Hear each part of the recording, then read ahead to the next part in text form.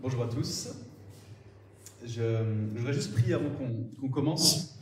Seigneur, je te prie que tu puisses vraiment ouvrir les yeux des yeux de nos cœurs, que nous contemplions ton panorama que tu veux dérouler encore ce matin. Ton panorama divin, ton paysage divin, Seigneur. Ouvre les yeux de nos cœurs, que nous contemplions l'étendue de tes merveilles, que ta parole s'enracine dans nos cœurs. Amen. Alors, moi, quand j'étais enfant, un de mes plus lointains souvenirs d'enfance, je suis enfant missionnaire.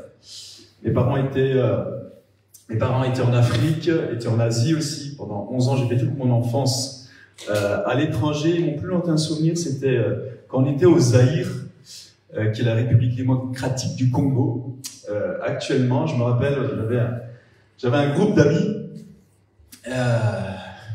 d'amis zaïrois, et on avait une petite bande, et mes parents me rappellent encore ce que je disais, nous les Zaïrois, j'avais vraiment fédéré tout un gang autour de moi, voilà, vous voyez, il n'y a pas de barrière culturelle quand on est enfant. Et j'avais ce groupe avec moi, et il y avait un groupe de missionnaires américains qui nous embêtait. Et ça fritait un peu. Je devais avoir 6 ans. Et un jour, j'ai dit à toute mon équipe, nous les Zaïrois, on va aller se battre contre les Américains. Parce qu'ils étaient orgueilleux. Il y avait cette mentalité impérialiste supérieure. Et nous, on ne supportait pas ça. Donc j'ai amené toute mon équipe de Zaïrois. On est allé, on avait que notre courage, des bâtons, et on a commencé à monter au front. Et là, on voit les Américains qui arrivent d'une sorte de petite forêt au-dessus d'une colline. On les voit, on était en bas. Et là, on se dit, c'est bon, on y va.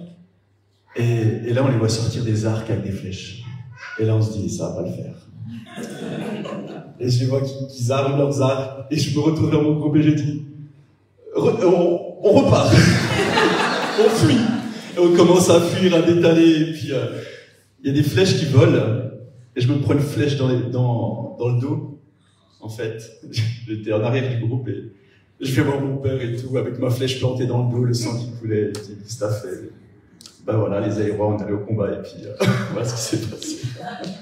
Voilà, petite anecdote pour juste planter un peu le décor et puis dans quoi est-ce qu'on a grandi? Dans quoi avons-nous grandi? Quelles sont les choses avec lesquelles nous avons grandi? Dans quelle culture avons-nous été plongés dès tout petit? Vous savez, la culture, on utilise ce terme tout le temps. C'est à la mode. On parle de culture française, de culture togolaise, de culture haïtienne, américaine, culture autochtone, culture populaire, académique, mais parfois de culture chrétienne. La Jesus culture, ça vous dit quelque chose? La culture du royaume. On parle même de cancel culture. La culture. Mais est-ce que nous savons vraiment de quoi on parle quand on parle de culture? Qu'est-ce que la culture? La culture, c'est, j'ai envie de prendre l'image comme d'un iceberg. La culture, c'est au-delà de ce qu'on voit. Vraiment, c'est vraiment au-delà. C'est au-delà des choses visibles qu'on voit, au-delà de la nourriture, au-delà des vêtements traditionnels, au-delà de la musique, des coutumes, des langues. Ça c'est juste la surface de la culture. C'est la partie visible de l'iceberg. La culture, c'est beaucoup plus profond, beaucoup plus large, beaucoup plus complexe, j'ai envie de dire. En fait, la culture, c'est l'ensemble des repères, souvent inconscients. C'est quelque chose qui est planté en nous. Des fois, on ne sait même pas que ces choses sont là. C'est inconscient et ça nous dit ce qui est normal, ce qui est bon ou ce qui est mal, ce qui se fait ou pas. Et là, je vais aller très rapidement, juste en 5 minutes, proposer une vision de spécialistes de la culture, qui sont anthropologues, ethnologues, sociologues. Certains sont chrétiens, c'est des grands noms en fait, scientifiques, qui ont étudié les sociétés. Et voilà, j'ai 45 heures de cours là-dessus, j'ai pas le temps de le faire, je vais le faire en 5 minutes. Mais juste pour donner comme ça des petits repères, des petites pépites par rapport à la culture. On a un premier ethnologue chrétien, Lothar Kaiser.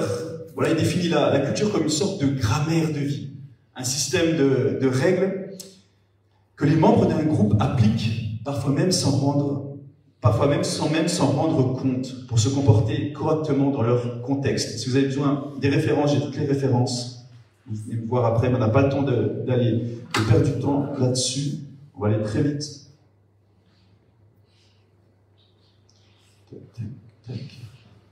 Ok, Clifford Geertz, c'est un anthropologue américain qui nous dit que la culture, c'est une manière de vivre, de sentir, de comprendre la vie transmise de génération en génération.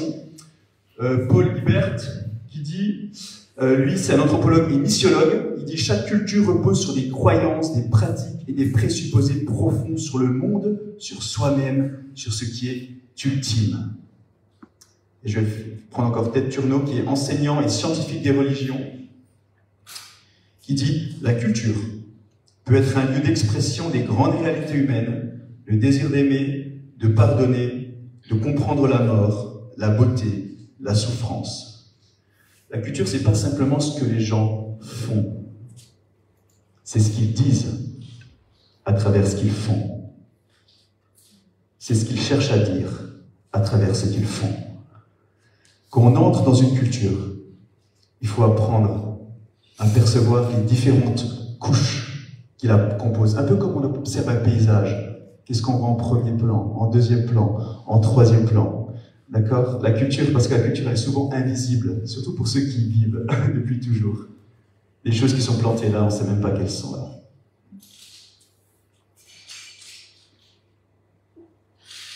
Et je vais finir avec juste ce modèle de Hiebert, voilà, qui est un ethnologue chrétien. Et lui, il définit vraiment la culture en multicouches. La première couche, si on reprend l'exemple du paysage, c'est qu'est-ce que je vois? Qu'est-ce que je vois en premier? Ce que je vois. La deuxième couche, c'est ce que je ressens. Et la troisième couche, c'est ce que je comprends de la culture. Quand les gens voient Théophile ministère, que voient-ils de Théophile? Que ressentent-ils? Que comprennent-ils vraiment? Et nous faisons-nous tout à tous pour les autres autour de nous, pour en toucher le plus grand nombre? Quelle est notre culture, Théophile? Alors ça, c'est ce que le monde en dit, ce que certains scientifiques chrétiens en disent de la culture. Voyons le point de vue de Dieu, voyons le regard trinitaire sur la culture. Parce que Dieu a son mot à dire sur la culture. Il y a un regard trinitaire sur la culture, sur lequel il faut vraiment prêter attention.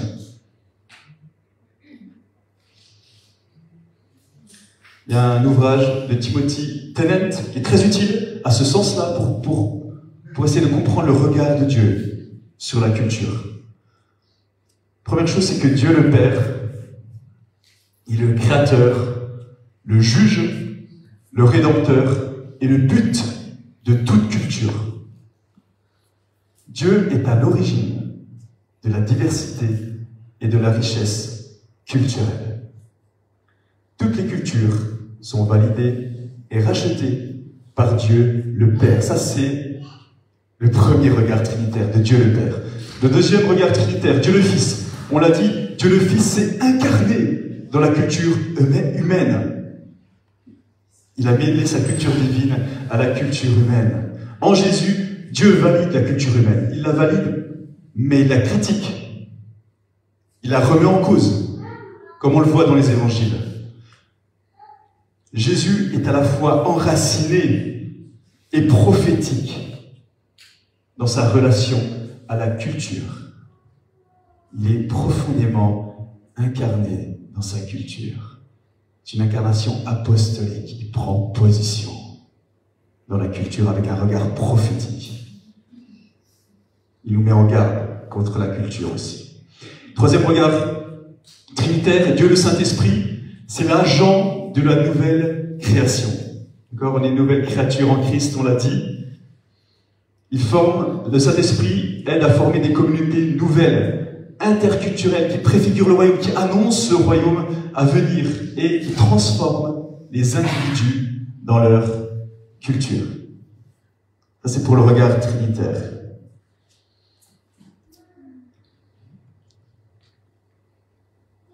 Et nous, notre objectif, suite à ce regard trinitaire, c'est, en tant que chrétien, notre identité première, elle se trouve en Christ, dans la nouvelle création.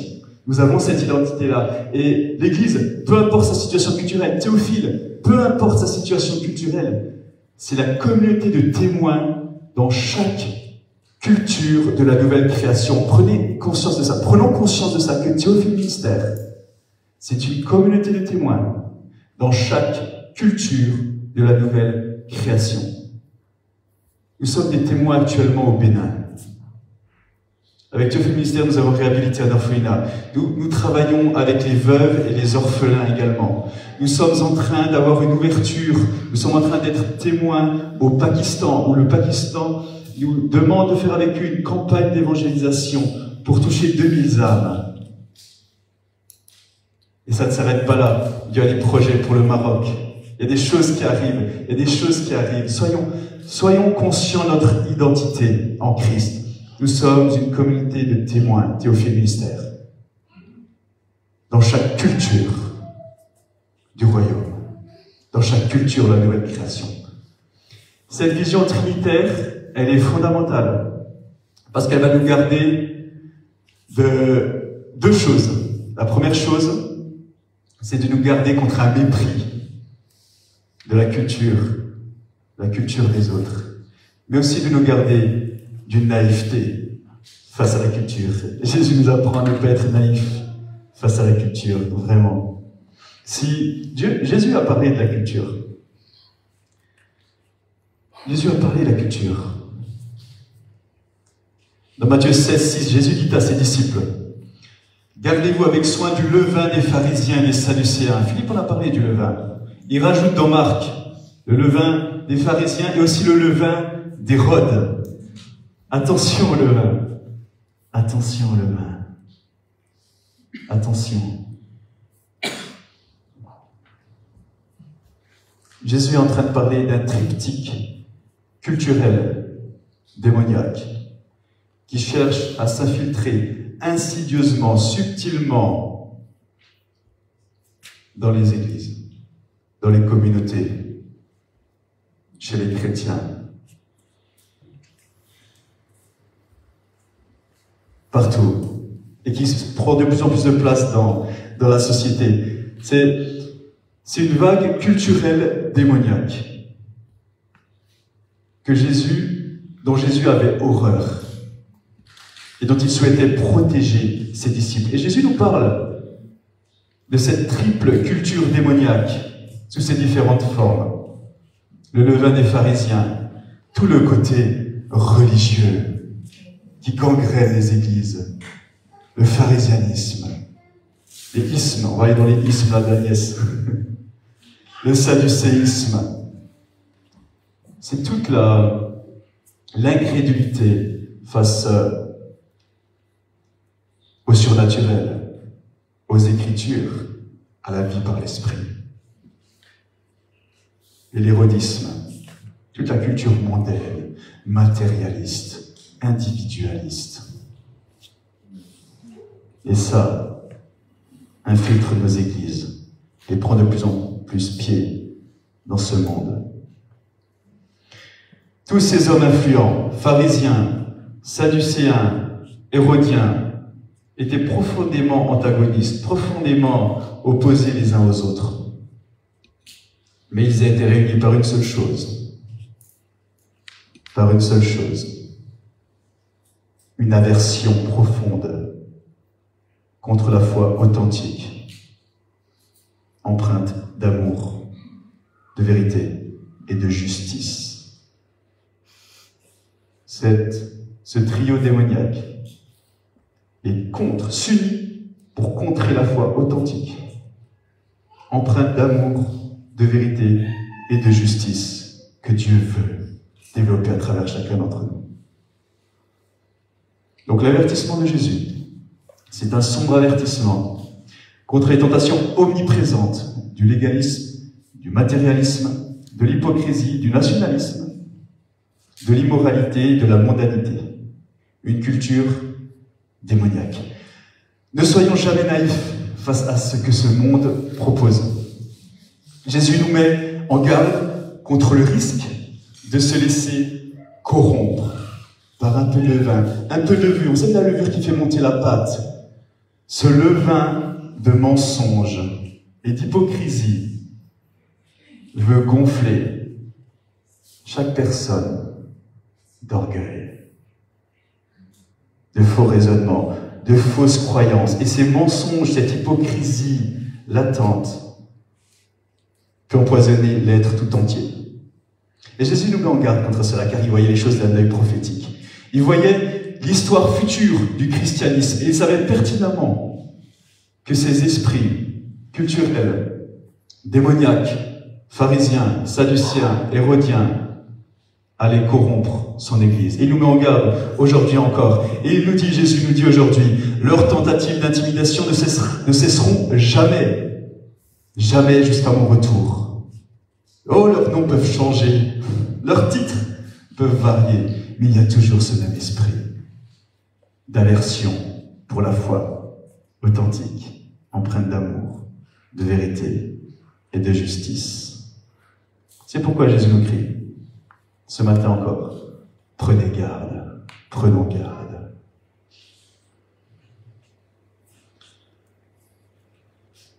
Donc prenons garde au triptyque démoniaque religieux, sceptique et mondain. Je vais vous donner l'exemple de l'apôtre Paul. Paul, c'est un exemple, un modèle. Un modèle de quelqu'un qui était très certainement piloté par des esprits démoniaques, pharisiens, religieux, assoiffés de sang et de meurtre. Et ces esprits le conduisaient à de nombreuses reprises à des actes répétitifs de péché. On lit dans Actes 26, 11. Je les ai souvent châtiés dans toutes les synagogues et je les forçais à blasphémer. Paul est en train de dire son rapport aux chrétiens, son action envers la persécution des chrétiens. Souvent, Paul avait fait du mal, encore et encore, mais jamais, il n'a jamais été hors de portée de la puissance de Dieu. Il y a des choses dans nos vies contre lesquelles on s'est battu pendant des mois, des années, des décennies, et puis elles reviennent. Mais peut-être bien qu'aujourd'hui, nous nous approchons du moment où Dieu veut démolir nos forteresses culturelles. Dieu veut s'occuper de nos forteresses culturelles maintenant.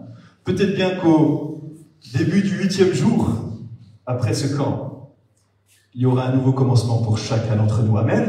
Amen. Un nouveau départ, un nouveau jour qui se lève pour Théophile, où les forteresses culturelles disparaîtront comme elles ont disparu chez Paul. Alors c'est peut-être pas un péché au niveau de Paul, mais peut-être que c'est des choses comme des zones d'orgueil caché, une mentalité culturelle héritée de la nation dont vous venez, un marqueur d'identité culturelle personnelle qui nous emprisonne. Par exemple, je peux peut-être penser toujours actuellement comme un Français. Je pense, j'agis, je parle comme un Français. Ou je pense, j'agis, je parle comme une personne de la nation dont je suis issu. Mais la lumière divine, par la grâce de Dieu, s'est déversée sur Paul, sur le chemin de Damas. La lumière divine peut mettre à jour nos forteresses culturelles à chacun d'entre nous. Comme la lumière est venue sur Paul, l'a enveloppé et a révélé ses forteresses culturelles, elle peut agir de la même manière avec chacun d'entre nous. La lumière de Dieu est venue sur le chemin de Damas et a fait plier l'homme charnel. Que la lumière de Dieu nous fasse plier et révèle nos zones d'ombre. Vous savez, comme la lumière ultraviolette. Vous avez sûrement vu des films policiers d'action, des enquêtes scientifiques suite à un meurtre. Ils viennent sur la scène de crime. Au départ, on ne voit pas grand-chose, puis après, ils sortent la lumière ultraviolette. Et là, tout est mis en évidence. Tout est mis en évidence, les traces de sang, les traces de coups, de lutte, la scène de crime, tout. Que la lumière de Dieu révèle nos scènes de crime. Dans le nom de Jésus. De la même manière que Paul a été entraîné sur un chemin un jour de délivrance, un jour de liberté. Nous sommes appelés à un jour de délivrance, un jour de liberté de nos mentalités culturelles, de nos forteresses culturelles, en vue d'une transition culturelle complète pour bâtir ensemble le royaume de Dieu. Nous voulons être délivrés, nous voulons être libérés, nous voulons être sauvés comme Paul a été délivré, libéré, sauvé pour faire avancer le royaume de Dieu, aussi la mentalité de la culture du royaume.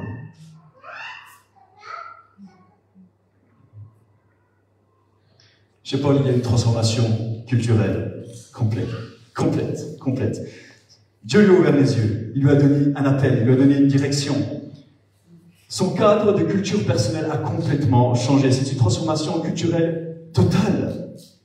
Il est passé d'une culture charnelle à la culture du royaume. Il est passé, même la prière, même sa façon de prier a changé. Il est passé du dogme religieux à la voix de Dieu. Amen. Amen. Son prisme culturel a complètement changé. Il est passé de la persécution des frères et sœurs à l'amour pour les frères et sœurs. Il est passé d'un orgueil, d'une culture de l'orgueil, à la culture de l'humilité, de la culture de l'arrogance, à la culture de la crainte de Dieu. Et cette transition culturelle a continué au fur et à mesure de son chemin, de son voyage avec le Christ. Et vraiment, dans nos communautés théophiles, vivons toujours plus en profondeur les transitions culturelles à laquelle Dieu nous appelle pour migrer vers la culture du royaume. Laissons Dieu, par sa lumière et sa grâce, illuminer nos vies, dévoiler les zones culturelles d'obscurité pour les briser. Le dogme, la persécution des fois quand on s'élève, quand on se met au-dessus de nos frères et sœurs. L'orgueil, l'arrogance, pour développer la culture du royaume, l'humilité, la crainte de Dieu, l'amour, pour écouter Dieu. Que le ministère de Christ grandisse à un autre niveau dans nos vies, qu'il monte à un niveau supérieur, qu'il déborde en nous, qu'il nous inonde, qu'il déborde et qu'il jaillisse sur tous ceux qui sont autour de nous. Parce que quand nous allons accueillir des gens qui viendront toquer à nos portes, parce qu'ils voient ce que nous avons,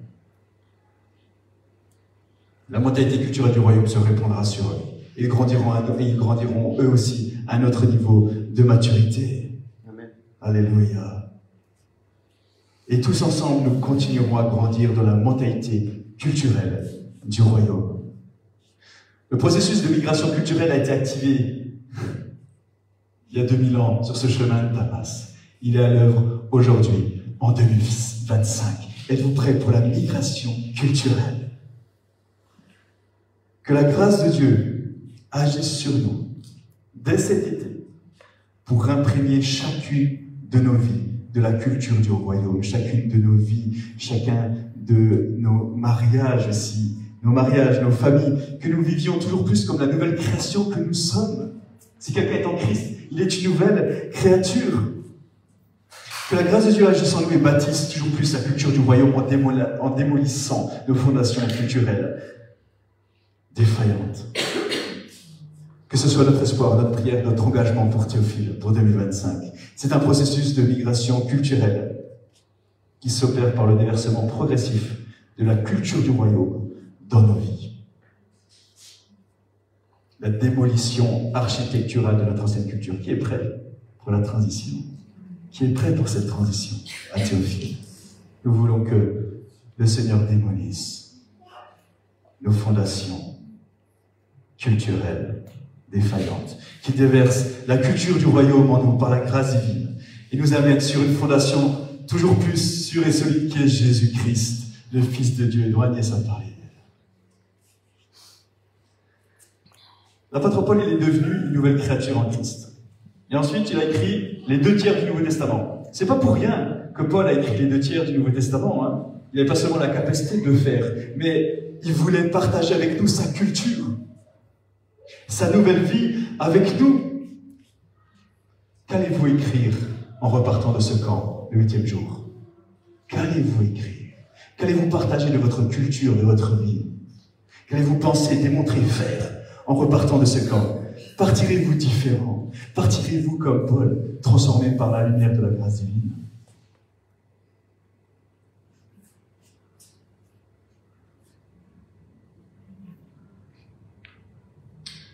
Chez l'apôtre Paul, sa norme ethnique a changé. Regardons le chapitre 26, les versets 4 à 5. Ma vie, dès les premiers temps de ma jeunesse, est connue de tous les Juifs, puisqu'elle s'est passée à Jérusalem, au milieu de ma nation. Ils savent depuis longtemps, s'ils veulent le déclarer, que j'ai vécu pharisien, selon la secte la plus rigide de notre religion. En gros, depuis le début de sa vie, dans son pays, dans son propre pays, et aussi à Jérusalem, il avait un passé ethnique, et de nombreuses personnes juives peuvent en témoigner. Il le dit, s'ils veulent le déclarer, que j'ai vécu pharisien, selon la secte la plus rigide de notre religion. C'est son passé ethnique. Et il en dit plus dans Philippiens. Moi aussi, cependant, j'aurais sujet de mettre ma confiance en la chair. Si quelque autre croit pouvoir se confier en la chair, je le puis bien davantage. Il décrit sa fondation, comment il a grandi. Moi, circoncis le 8e jour. Tiens, encore un 8e jour. Moi, circoncis le 8e jour. Au-delà de l'acte de la circoncision, on peut penser comment ses parents respectaient la loi, je pense. À la manière de Zacharie et Élisabeth. On peut penser à peut-être aussi toute cette rigidité avec laquelle ils ont gardé la loi. Et il continue, de la race d'Israël, de la tribu de Benjamin, hébreu et d'hébreu. Quant à la loi, pharisien. Vous pouvez entendre toute la fierté ethnique qui dominait, qui prédominait dans sa pensée. Quant à la loi pharisien, quant aux zèles persécuteurs de l'Église, irréprochables à l'égard de la justice de la loi. Qu'est-ce qu'il dit Paul? Il dit, j'étais irréprochable, sans défaut. Je connaissais la loi, je vivais la loi. Mais, dans Philippiens, dans la suite, il dit, je considère ces choses comme une perte, du fumier, du déchet. Il rejette complètement les définisseurs ethniques de sa vie passée. Il dit simplement, avant c'était ma chair, c'était ma fondation, c'était ma culture ethnique d'avant, mais désormais aucune de ces choses ne va plus jamais définir qui je suis en Christ. Et c'est un appel pour Théophile ce matin. Le Seigneur est venu débarrasser de nos normes ethniques d'avant. Aucune de ces choses que nous proclamions ensemble, qu'aucune de ces choses de mon passé ethnique ne va plus jamais définir qui je suis en Jésus-Christ. Amen. Sa norme ethnique a changé. Son style de vie a changé. Il parle de son style de vie, chapitre 26. Pour moi, j'avais cru devoir agir vigoureusement contre le nom de Jésus de Nazareth. C'est ce que j'ai fait à Jérusalem. J'ai jeté en prison plusieurs des saints ayant reçu ce pouvoir des principaux sacrificateurs. Et quand on les mettait à mort, je joignais mon suffrage à celui des autres. Je les ai souvent châtiés dans toutes les synagogues et je les forçais à blasphémer. Dans mes excès de fureur contre eux, je les persécutais même jusque dans les villes étrangères. Vous voyez toutes les choses qui sont dans sa fondation, ses principes familiaux, sa fierté nationaliste, sa norme ethnique, son passé religieux. L'expression « j'avais cru » dans le grec, elle est très importante parce qu'elle illustre le fait que Paul se basait sur ses opinions. Des opinions, quelque chose qui n'était pas fondé sur des faits ou sur la réalité. Quelles sont nos opinions à nous, Théophile? Quelles sont les opinions que vous avez? De quoi sommes-nous convaincus? À cause de l'endroit où nous avons grandi, à cause de ce que nos parents nous ont enseigné, à cause de notre façon de percevoir le monde autour de nous, ou de percevoir la nation à laquelle nous nous identifions. Paul avait une obsession. Paul avait une obsession contre les croyants. Et ça surpassait tout dans sa vie, nous dit le texte. Il parle des excès de fureur. Paul avait des excès de fureur contre eux, contre les chrétiens. Ça signifie quoi avec cette fureur? Ça signifie une rage démesurée, une folie incontrôlable en grec. Ça veut dire être fâché, tellement fâché à propos de quelque chose qu'on est hors de soi. Hors de soi. Il était hors de lui quand il pensait aux chrétiens. Et puis dans 1 Timothée 1,13, il dit la chose suivante. J'agissais par ignorance, dans l'incrédulité. C'est ce que la culture de la chair a produit chez Paul. Une fondation culturelle, charnelle. Qu'est-ce que la culture du monde, de l'Église, de ta famille, de ton pays, a produit en toi? Nous sommes tous nés dans un système culturel. Mes parents m'ont enseigné à bien me comporter, une sorte de code moral. Ils m'ont enseigné l'ordre, la discipline, l'investissement de mon temps. Ils voulaient que je traite bien mes frères et sœurs. Ils m'ont parlé de Dieu, etc. J'ai pris beaucoup de choses bonnes de mes parents, des différents endroits où j'ai grandi, des différents pays que j'ai visités. Mais des choses mauvaises se sont infiltrées aussi en moi, se sont bâties en moi. Les forteresses culturelles qui progressivement ont pris beaucoup de place. Les choses qui se bâtissent en nous, je le répète, des fois nous ne savons même pas qu'elles sont là. C'est là depuis tellement longtemps. On vit avec. Elles vivent à un niveau cellulaire profond. Et nous avons besoin que Dieu intervienne à un niveau cellulaire profond, même au niveau de notre ADN, dans toutes les cellules de notre être, mais pas seulement des cellules physiques, aussi au niveau de nos pensées, de nos esprits, qui viennent faire tomber ces fondations culturelles.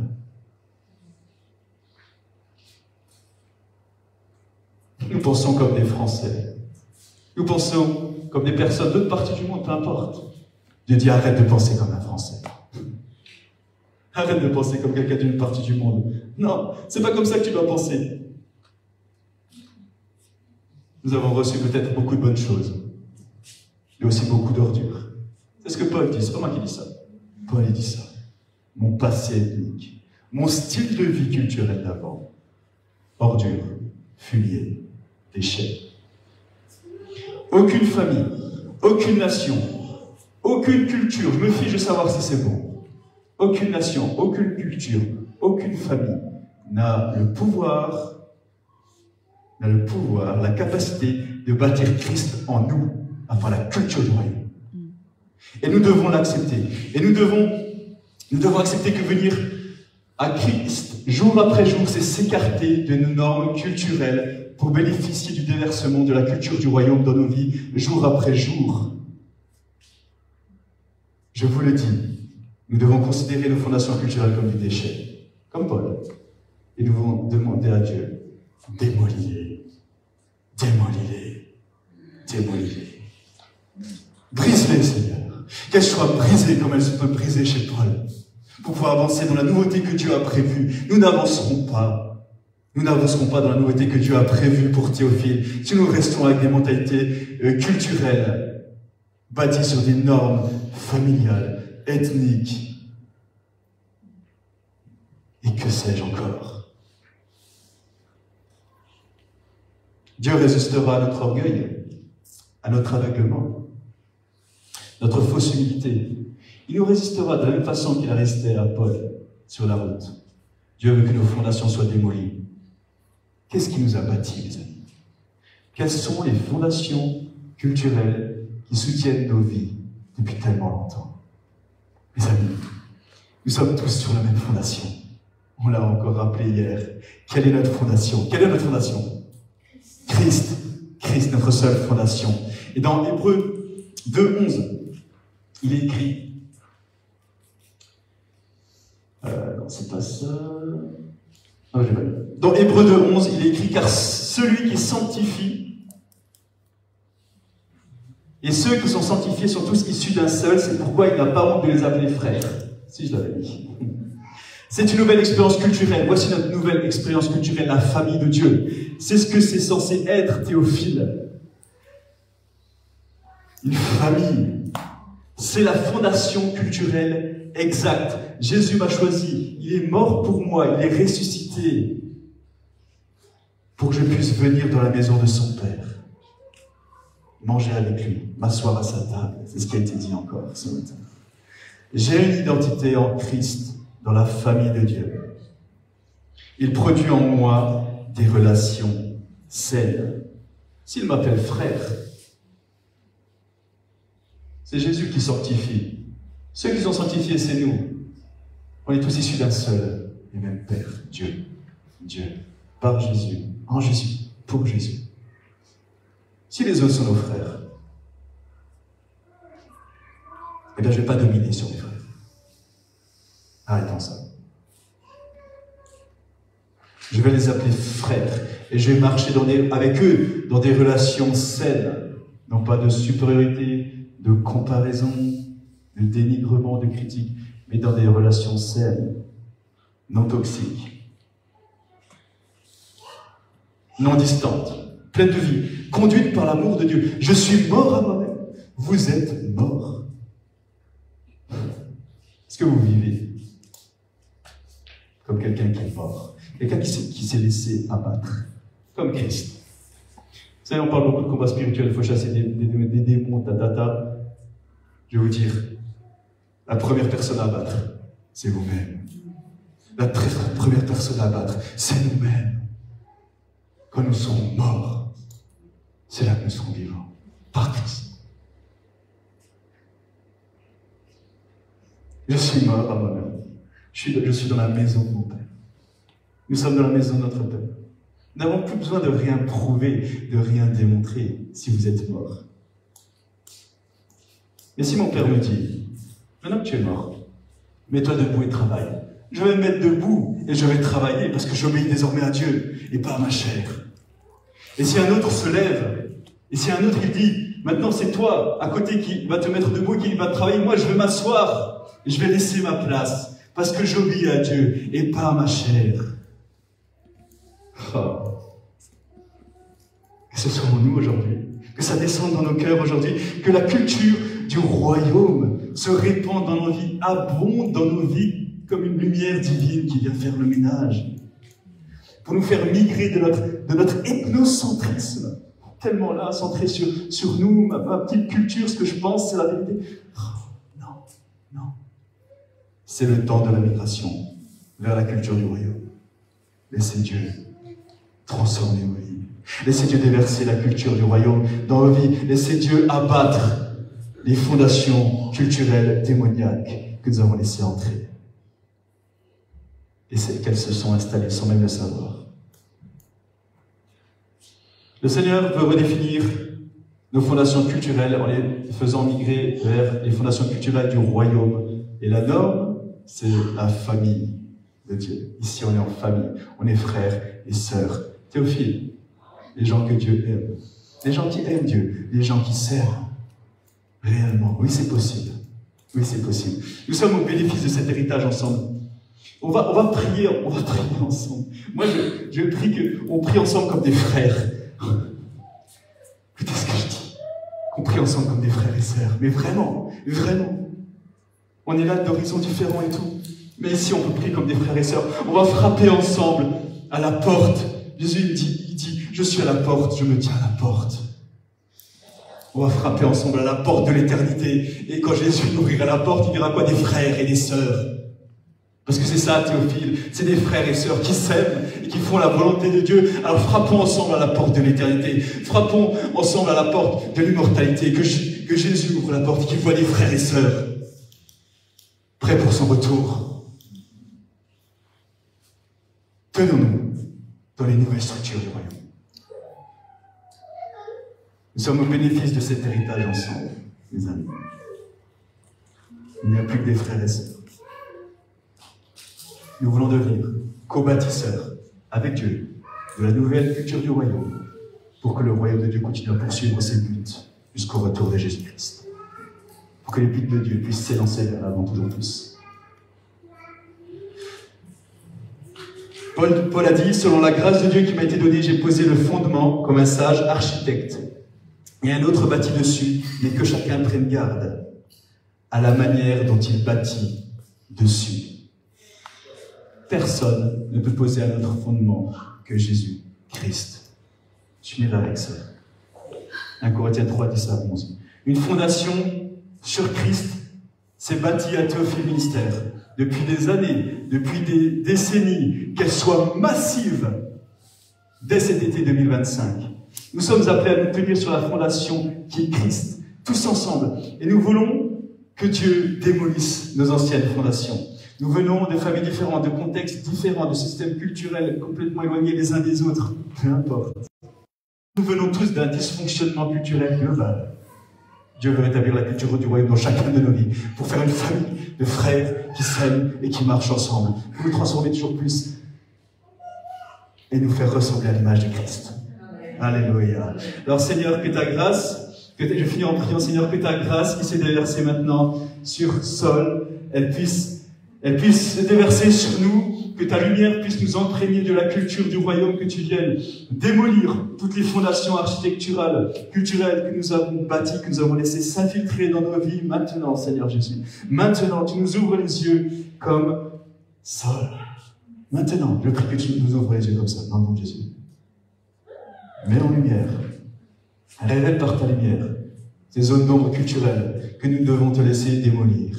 Maintenant, Seigneur, entreprends une entreprise de démolition dans chacune de nos vies pour bâtir l'architecture du royaume, la culture du royaume. Bâtis ça en nous, remplace nos normes culturelles familiales déviantes par les normes culturelles familiales du royaume de Dieu dans nos vies, que nous vivions comme des frères et sœurs, que nous nous aimions comme des frères et sœurs. Bâtis ça en nous, Père. Bâtis ta norme culturelle dans nos vies, pour ta gloire, dans le nom de Jésus.